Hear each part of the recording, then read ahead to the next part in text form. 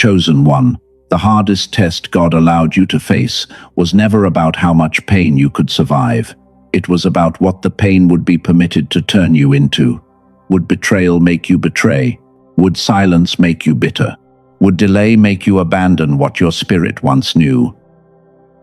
You were not perfect in that season. You cried when nobody saw you. You questioned what you had believed. Some mornings, getting out of bed felt like an act of faith, because the weight was already waiting before your eyes opened. Still, something inside you remained untouched. You bent, but you did not become cruel. You grieved, but grief did not become your God. You became tired, but exhaustion did not own your name. Beneath the confusion, you kept one small place in your heart open, even when every visible sign told you to close it forever. That quiet choice mattered more than you knew. It was the choice heaven was watching. The betrayal was not the test. It created the pressure. The delay was not the test. It removed the reassurance. The loneliness was not the test. It revealed who you were when nobody was present to praise your faithfulness. The real test was your identity. Who would you become when pain offered you a new name? You could have learned manipulation from deception. You could have learned coldness from abandonment. You could have made revenge your purpose. But even when anger entered your heart, you did not build a home for it. You kept returning. You returned to truth. You returned to compassion. You returned to the part of yourself that still wanted a clean future, not a future shaped around proving that someone else was wrong. That return is important, because passing the test never meant that you never fell. It meant you refused to remain where you fell. This is the integrity test. It does not measure how calmly you suffer. It does not measure how often you smile while carrying something heavy. It measures whether pressure receives permission to rewrite your character, while no reward is visible and no human voice is promising that your choice will matter. Maybe you said things you regret. Maybe you stopped praying for a time. Maybe you felt angry with God and with yourself. None of those moments erased the direction of your heart. A storm can shake a compass without changing north. You passed because you came back. You passed because the wound did not receive permanent ownership of your spirit. You passed because your pain became information, not identity. And there is one final sign that proves you passed the right way. It is not peace. It is not success. It is something deeper. Before we name that sign, remember one private moment. Remember when you could have returned cruelty for cruelty. Remember when you could have closed your heart completely. You may not have felt powerful then, but that choice was strength in its purest form. Nobody needed to applaud it for it to count. If you know there was a moment when bitterness felt easier, but you chose to protect what was still good inside you, write, "I kept my heart." Do not write it as a performance. Write it as a witness. Let those words honor the person you refuse to lose. You have already crossed more of this journey than you realize. Yet a difficult question remains. If the test is over, why does your mind still wake up prepared for another attack? Why do simple decisions feel heavy? Why does your body remain guarded when your spirit knows the danger has passed? That question is not proof that you failed. It is the doorway into the next truth. Your character may have completed the test, while your mind is still repeating the conditions that formed inside it. The battle can end before the body receives the news. Chosen one, 5 signs show that you passed the hardest test the right way. They are not sudden wealth. They are not public applause. They are not proof that every enemy was exposed. They are quieter, but they reach deeper. The first sign is this. You no longer need the person who hurt you to understand what they did. You may still value truth. You may still desire justice. But your identity no longer depends on their confession, because you stopped asking their awareness to validate your pain. That does not mean the wound was small. It means their blindness no longer controls your healing. You can tell the truth without begging to be believed. The second sign, you can remember without wanting to return. You can honor what you learned without romanticizing the place that broke you. Memory may still carry emotion, but it no longer disguises the old prisoner's home. That is growth. The third sign is the clearest. You did not turn pain into permission to hurt others. You may have become more careful. You may have stronger boundaries, but you did not decide that kindness was foolish, or that everyone must pay for what one person did. Anyone can speak about love when love is returned. Anyone can appear peaceful when life is gentle. Your test came when goodness felt costly, and you still refused to let another person's darkness become your character. The fourth sign is that you can still recognize what is good. Your mind may remain cautious, yet part of you can notice beauty, receive kindness, and imagine something different. The inner door did not close. The fifth sign is the one many people miss. You no longer need to prove that you are chosen. You do not need every room to recognize your depth. You are becoming more interested in living truthfully than appearing spiritually important. Perhaps you are resisting this message. You remember wanting revenge. You remember losing your temper.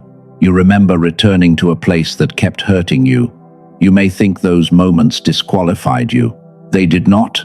Passing never meant having no human reactions. It meant that one reaction did not become your final direction. You were triggered, but you returned. You became confused, but you returned. You lost your footing, but you did not give your identity to the fall. Here is the final sign I promised. It is not constant peace. It is the ability to return to yourself after you have been shaken. Peace can disappear for a day. Confidence can become quiet. But when the storm passes, you recognize your own spirit again. That is how you know the test did not take you. You may have scars. You may need rest. You may still be learning how to trust what is safe. But the deepest part of you remains reachable, and every return becomes gentler. Which sign describes your journey most clearly? Write the number that speaks to you. Let it name what you learned, not what you lost. Imperfect healing can still be real healing. Now notice the truth beneath all 5 signs. You passed at the level of character, but success there can hide another kind of exhaustion. A person can remain faithful while becoming mentally depleted. A heart can stay open while attention becomes scattered. This is where many chosen ones judge themselves unfairly. They assume brain fog means weak faith. They assume difficulty focusing means they have moved away from God. But what if the problem is not spiritual failure? What if your mind is still carrying the cost of surviving well? The next truth will separate condemnation from understanding. It will show why a person can pass the test completely, yet still feel trapped inside its atmosphere.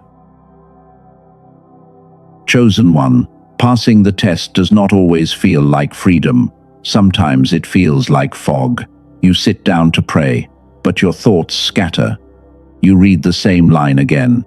You know a decision matters, yet your mind keeps circling without finding a place to land. You may have called this weak faith. You may have wondered whether your intuition disappeared. You may have believed God became silent because something inside you became unworthy. But not every distracted mind is spiritually distant. A person can be sincere and still be exhausted. A person can love God and still struggle to focus. Survival patterns do not disappear when a season ends. This is the survival echo. It remains when the threat has passed, but the mind still repeats the signals that once kept you safe. It scans, it predicts. It keeps one part of your attention in the present, while another part watches the door. That pattern once served a purpose. It helped you prepare for disappointment, but a skill that protected you yesterday can become a burden today. You may wake up searching for danger. You may reread a simple message until it sounds threatening. Then you judge yourself for being fearful or spiritually confused. Listen carefully. Confusion is not always a moral failure. Sometimes it comes from divided attention. Your spirit may be ready to move, while your protective mind keeps checking the past for evidence that movement is safe. Faith may say, move. Survival says, check again. Wisdom says, discern. Fear says, delay until every outcome is controlled. These voices can sound similar, after a long season when caution was rewarded and trust carried a painful cost. Condemnation makes the problem worse. Shame adds another threat. It creates more noise, not clarity. You do not need to prove faith by ignoring exhaustion. You need understanding. You need language for what is happening. Spiritual readiness and mental readiness can move at different speeds, and caring for one does not betray the other. There is something important I want you to hold. Researchers have studied what happens when the two sides of the human mind stop working as one integrated system. Their findings may explain why insight can remain trapped without becoming action. I am not naming the resource yet. A solution matters only after the problem becomes clear. Later, we will return to what those researchers found and why it matters. For now, hold this question. What if your fog is not proof that you lost your gift? What if your mind has spent too long protecting you from a season that has already ended? Take one slow breath.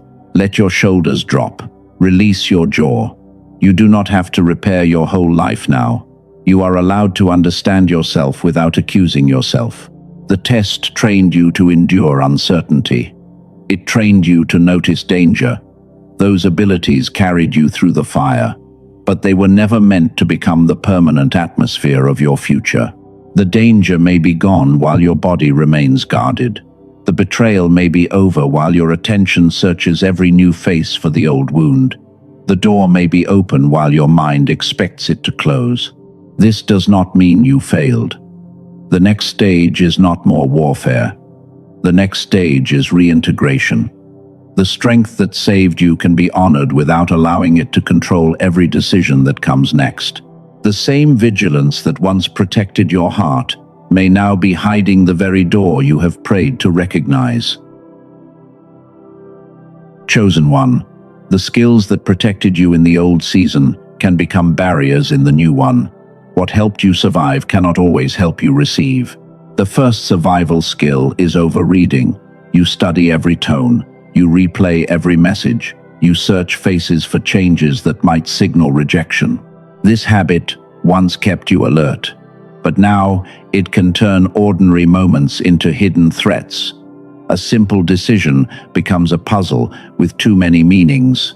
The second survival skill is delayed trust. You do not allow anything good to feel real until it has already passed. You wait for proof, then you wait for more proof. By the time safety becomes undeniable, the moment may be gone.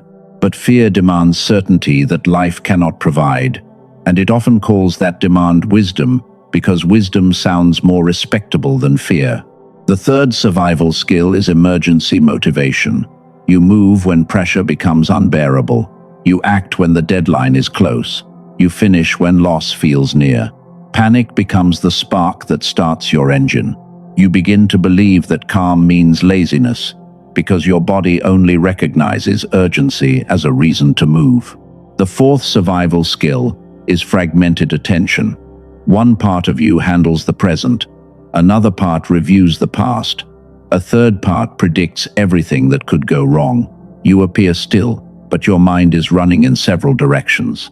You know what needs to be done, but you cannot begin. You call yourself lazy. You call yourself undisciplined. You wonder why prayer has not made action easier. Here is the deeper mechanism. Your attention is not empty, it is divided. Much of your energy is being used to monitor danger, even when no visible danger is present. That divided state can make a simple task feel heavier than it is. This gives the symptom a new meaning. You may not need more pressure. You may need a state that supports integration. You may need to separate guidance from fear, and wisdom from the echo of an old emergency. Ask yourself 4 gentle questions. What is God asking me to notice? What is my past asking me to fear? What requires prayer? What requires a practical tool? They help you stop assigning spiritual meaning to every tired thought and every delayed decision. Imagine one morning without emergency. You wake up and do not search for bad news. You choose one clear priority. You finish it without threatening yourself, and enough space remains inside your mind for a new idea to appear. You do not lose discernment. You stop confusing constant tension with discernment. If you recognize that panic has been powering too much of your life, write, "I release the old emergency." Let that sentence mark a new agreement. You can take action without fear chasing you from behind. The hardest test revealed your strength, but it also revealed how much energy you have spent trying to feel safe. That energy is not gone. It is waiting to be redirected. The protector inside you deserves gratitude. It carried you through days when you had little support. Yet the protector was never meant to lead every conversation, every relationship, and every decision forever. Something new is being asked of you now. Not more endurance, not more suspicion, not another year of preparing for collapse. The next season requires a different kind of strength, and that strength begins with clarity. Chosen one, the strength that carried you through the old season was built for survival. It helped you endure silence. It helped you keep moving without reassurance. It taught you how to continue when no one could promise that your effort would be rewarded. The strength required to survive a storm is not the same strength required to build after the storm has passed. The old season required endurance. The new season requires recognition. The old season required protection. The new season requires creation. You must use your energy to make decisions, form ideas, and build relationships, instead of spending all of it checking for danger. The old season required you to function without answers. The new season asks you to respond when an answer begins to appear. This is the receiving gap. It is the distance between what you believe and what you can recognize, process, and act upon in your present state. God may place an opportunity before you. You still need to see it. You still need to move with responsibility, instead of waiting for fear to disappear before taking one honest step. Clarity does not create the will of God. It helps you engage with what is already in front of you. It allows faith, wisdom, memory, and action to work together instead of pulling in different directions. Picture yourself noticing one clear next step. You do not analyze it until the moment is gone. You do not demand a guarantee. You pray, you discern, and then you move with peace instead of panic. Picture yourself entering a conversation without preparing for betrayal. You listen to what is being said. You respond to the person in front of you, not to the person who hurt you years ago. Picture yourself with your family. Your body is in the room, and your mind is there too. You are no longer fighting an invisible battle while someone you love is trying to reach you. It is strength without constant tension. It is wisdom without endless suspicion. Maybe you have tried meditation. Maybe you have listened to brainwave tracks. Maybe you have journaled, prayed, and repeated affirmations until the words felt empty. Your skepticism is reasonable, but not every audio tool uses the same method. Not every practice addresses the same mechanism.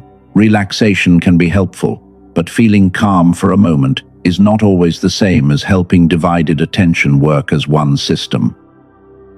You do not need to run into the new season. You only need to stop rebuilding the battlefield each time a door opens.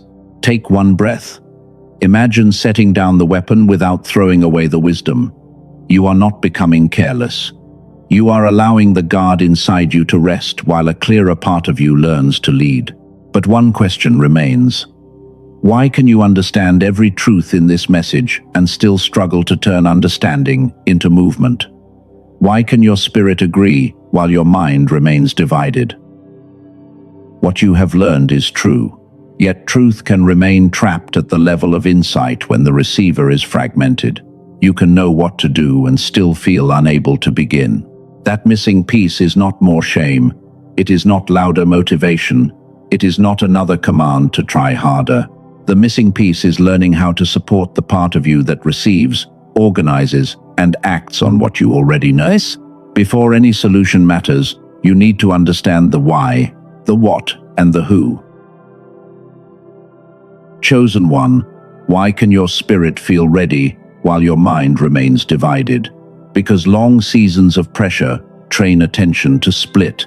One part of you listens for guidance, another part searches for danger, another part reviews the past, trying to prevent it from repeating. This is the why. Your faith did not fail. Your character did not fail. Your mind learned to protect you, and protection consumed energy that would otherwise support focus, creativity, and clear decisions. Now the what. What needs support is integration. Logic and intuition must cooperate. Analysis and creativity must stop competing. Intention and action must reconnect. Now the who. This matters most for the person who has already done spiritual work. You have prayed, you have reflected, you understand the lesson, yet you still feel a gap between knowing and moving. It matters for the person who does not need louder motivation. You need less inner division. You need a clearer receiver. It matters for the person who feels foggy, scattered, or disconnected from the voice that once felt natural, not because the gift is gone, but because too much attention is being used to monitor what has already happened. At the beginning, I told you researchers had studied what happens when the two sides of the mind stop functioning as one integrated system. I waited because a solution only becomes meaningful when the full problem is visible. Now the problem is visible. The test may be over, while the receiver formed inside the test still operates as though danger remains. Your faith was not the failure. Your character was not the failure. The test is finished. The question before you is simple. How do you help the receiver stop living inside it?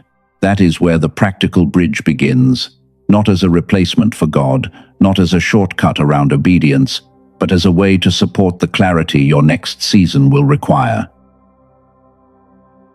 Chosen one, now we return to the question held near the beginning of this message. What happens when the mind no longer works as one integrated receiver? The answer is not a spiritual accusation. It comes from research. Dr. Roger Sperrys received the Nobel Prize in 1981 for work involving the divided brain. His research helped reveal that the two hemispheres carry different strengths, but their greatest power appears when they cooperate. The product team describes this coordinated state as whole brain activation. They also cite a striking pattern. Around 98% of young children test at a creative genius level, while fewer than 1 in 1,000 adults preserve that capacity. The point is not that adulthood makes you less worthy. Stress, repetition, and modern habits may gradually weaken coordination you once used naturally. That is a physiological explanation, not a verdict on your faith. A woman from California described years of feeling that life was happening to her. She had prayed, journaled, and tried many practices. After about 10 days with the audio method, she said something seemed to clear, as though an inner channel had opened again. That was her experience, not a guaranteed result. A man from Texas carried a business, 2 children, and responsibility for many decisions. His fog had become so constant that he stopped recognizing it. After about 2 weeks, he described his thinking as clearer and more complete. That was also one person's experience, not a promise for everyone. Those stories lead to what the team spent years building. It is called the Genius Switch. It was developed under Doctor Daniel Barone, a neurologist in New York City. The Genius Switch is an 8-minute targeted auditory sequence. It uses what its creators call neural sync technology, designed to support synchronization between the left and right hemispheres. You wear headphones, close your eyes, relax, and listen once each day. It is not a meditation app. It is not background music. It is not designed only to create a temporary mood. The team describes it as a layered sequence built to support whole brain coordination beneath conscious effort. This is not for everyone. It is for the chosen one who has done the inner work, yet still feels a gap between insight and action. It is for the person who refuses to call permanent fog a fixed identity. The product page compares in-person neurofeedback sessions at about $300 per hour and home systems at about $7,000. Colleagues reportedly valued this work as high as $500. The listed price is $49. The page currently presents an additional reduction to $39. That lower price may change, so verify the amount shown before deciding. The purchase includes 4 digital bonuses. One is a guided visualization from a highly rated creator on the Calm app. Another is a smart grocery guide focused on common foods and everyday shopping costs. The third is a classic manifestation book more than 100 years old. The fourth is a printable guide covering 5 habits intended to support an ideal future. The page states that buyers receive lifetime access, immediate digital delivery, and a full money-back guarantee. According to the product information, the guarantee still applies after repeated use. $39 is real money. Read the information carefully. This tool does not replace medical care, sleep, therapy, prayer, or disciplined action. The lower price is not guaranteed to remain. Do not act from fear. Act only after you understand what is offered and why it may fit your situation. The product file states that the authentic version is available only through the official website. Tracks on YouTube, Spotify, or other platforms may use similar language without containing the same sequence. The official page is linked in the description and pinned comment. Read the mechanism and guarantee before making any choice. Let clarity guide you, not pressure. Chosen one. The tool does not replace God. It does not choose your path. It does not forgive for you, obey for you, or repair a relationship you refuse to face. It cannot replace sleep. It cannot replace wise medical care. It cannot replace therapy, prayer, community, or the disciplined actions your life still requires. A tool can support clarity. It cannot become your source. You already use practical support every day. You use a calendar to remember. You rest when your body is tired. You ask for counsel when a decision carries weight. None of that means you trust God less. Caring for your attention follows the same principle. Your calling moves through a human mind, a human body, and a daily life. Supporting those capacities is not worshiping a method. It is taking responsibility for what you have been given. Maybe you still feel resistance. You may wonder whether using any neurological tool means your faith is weak. But faith was never measured by how many forms of support you refused. Faith can pray and still seek understanding. Faith can trust and still read the details. Faith can move carefully without becoming afraid. The purpose is not to manufacture guidance. It is to reduce the noise that can make guidance harder to recognize. The purpose is not to force an answer. It is to support the receiver that must process whatever answer comes. Imagine a quiet morning. You listen for 8 minutes. No lightning fills the room. No dramatic sign appears. You simply notice that one decision feels less tangled. You begin the task you kept delaying. You remember the conversation you need to have. You sit with someone you love, and your attention stays in the room instead of returning to an old battlefield. That change may look small. One clear choice can interrupt a pattern that panic repeated for years. You are not buying the favor of God.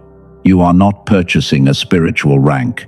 You are considering a practical resource that may support focus, integration, and the movement from insight into action. Whether you use it remains your decision. Read the official information. Consider the claims and the guarantee. Do not let excitement replace judgment. If the description of the divided receiver felt personal, the resource remains in the description and pinned comment. Read it carefully. Let clarity, not pressure, guide the decision. Then return to the deeper work. Return to honesty. Return to rest. Return to the next faithful action already within your reach. The old season taught you to survive. It did not command you to remain tense forever. The wisdom stays, but the constant alarm can leave. If you are ready to stop using fear as fuel, write, Clarity will lead me.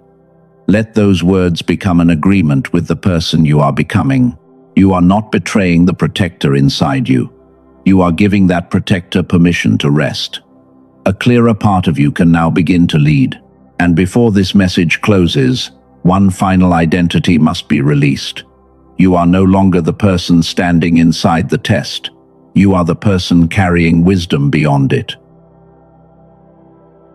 Chosen one, pause for a moment. Honor the person who carried you here. Honor the choices nobody saw. Honor every time you could have hardened, but found your way back to truth. You can be grateful for the wisdom formed within you without pretending the wound was necessary or fair. The clearest sign that you passed was never public revenge. It was never sudden money. It was never watching. Every person who hurt you received the same pain they caused. The clearest sign is that you can leave without carrying the identity created by what happened. You can keep the lesson without keeping the prison. Receive this as a prayerful picture. May you hear within your spirit, you are no longer being measured by the moment that wounded you. You are being invited to live from the wisdom you carried out of it. Take a slow breath. As you breathe in, honor the one who survived. As you breathe out, release the need to stay prepared for war. Breathe in and keep the wisdom. Breathe out and release the fear. Breathe in and welcome clarity. Breathe out and release the demand to predict every danger before it comes. You do not need to forget the past. You need to stop asking the past for permission to live. The test is no longer allowed to name you. The betrayal is no longer allowed to define your capacity to love. The delay is no longer allowed to define your future. You passed because pain did not receive your name. You passed because betrayal did not become your nature. You passed because silence did not permanently close your heart. You passed because you returned. You returned to truth. You returned to love. You returned to the part of you that still knew God, had not finished writing your life. You are not the person standing trial anymore. You are the person carrying wisdom out of the courtroom. You are not required to wake up prepared for yesterday. You are permitted to receive today. You are permitted to think clearly. You are permitted to move without panic. You are permitted to build without expecting everything to collapse. You are permitted to trust slowly without treating every open door as a trap. The test revealed your integrity. The next season will require your clarity. You will not enter it as a frightened version of who you were. You will enter it whole. Maybe part of you still feels uncertain. That is all right. Readiness is not always loud. Sometimes, readiness is one honest breath, one clear boundary, and one decision made without fear controlling the outcome. You only need to stop renewing your agreement with the emergency. Let the protector rest. Let wisdom remain. Let your heart stay open without becoming unguarded. Let your mind become clear without demanding certainty. If this is the declaration you are ready to carry, write, I passed, and I am ready to receive. Write it for the nights you thought you had failed. Write it for the mornings when survival was the only victory available. Write it for the person who kept returning. You passed the hardest part the right way.